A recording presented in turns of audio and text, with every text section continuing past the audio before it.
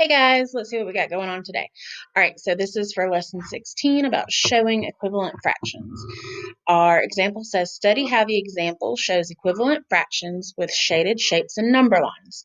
Then solve problems 1 through 5. So in our example here, we have 0 to 1, and this number line is broken in halves. Then the number line beneath it, you can see your whole numbers 0 and 1. But you can see that this number line has been broken into fourths. And if we just make a little line, we can see that 1/2 is at the same place as 2/4 on the number line. So because 1/2 and 2/4 are at the same place on the number line, 1/2 is equivalent, which is just a big word for equal, to 2/4. We can also see that over here in a number model. So you have two shapes. Notice that they're the exact same size and shape. We have two rectangles. And the first rectangle has been split into halves, and 1/2 has been shaded. The second rectangle has been split into fourths, and you'll notice that we're partitioning it the same way. So all of our lines are going horizontal. And when we shade 2/4, we can see that the same amount of space is covered, or the same area. So those are equivalent. So looking at question number 1, do these shapes show equivalent fractions? Circle yes or no. Well, I want you to imagine, I'm going to try something on here. We're going to see if it works. So I'm going to just draw a little box around what's shaded here for 1/4. And then let's do my select tool. So I'm going to pick this thing up. We're going to move it over here. Boop, boop. Does that cover the same amount?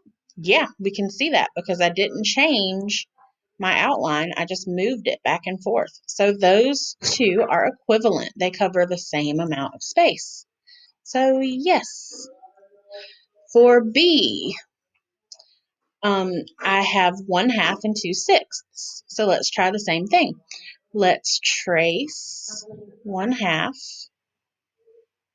Boop, boop, boop, boop. Pretend like that's exact. And let's select that, drag it over here. Oh, and we can see that we have some extra space there that's not covered. So are those two equivalent? No, they're not equivalent. So we're going to circle no.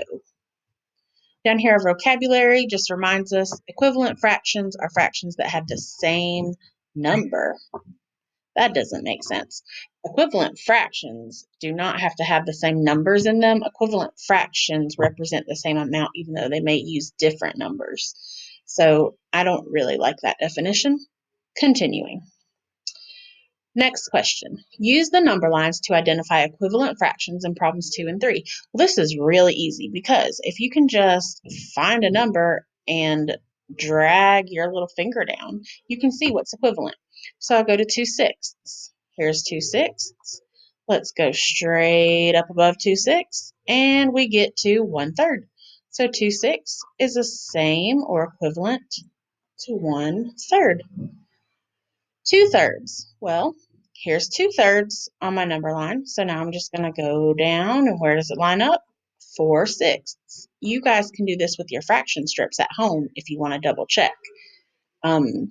We sent home, if you didn't have your actual strips, because we still have those at school, we sent home that paper that had the fraction bars in there that you can color and cut out. You don't even have to color them if you don't want to, but you could take 2 of your thirds and 4 of your sixths and compare them, and you would see that they're the same amount. Moving down to question 4. Look at the fractions shown by the shaded hexagons. Remember, hexagons have how many sides? 6. Ooh, I couldn't see my fingers. 6. Right? Sorry, getting phone calls from the school. They'll have to wait. Write equivalent fractions for the shaded parts. So really, I'm just looking at each shape and saying what the fraction is, and then noticing that they're covering the same amount of space because they're equivalent. Now y'all are hearing my husband's phone ring because he gets the same call from the school. LOL, daily 6 o'clock report. All right, so 1, 2, 3, 4 parts are shaded out of 5, 6 total parts. 4/6 equals the same as 1, 2 parts being shaded out of 1, 2, 3 total parts. So 4/6 is equivalent to 2/3. Oh, look, we just figured that out up here too. So it's equivalent in a model and it's equivalent in a number line. Both ways, as long as we're starting with the same shape or the same size number line, we're going to be able to show that they're equivalent or worth the same amount. Question 5.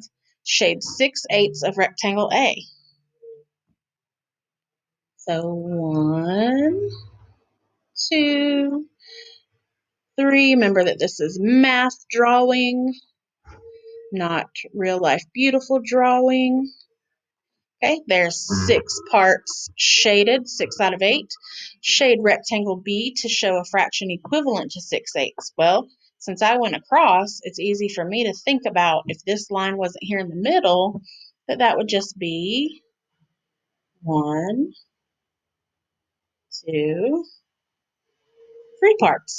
So the fraction would be 1, 2, 3 out of 1, 2, 3, 4 total parts, or 3/4.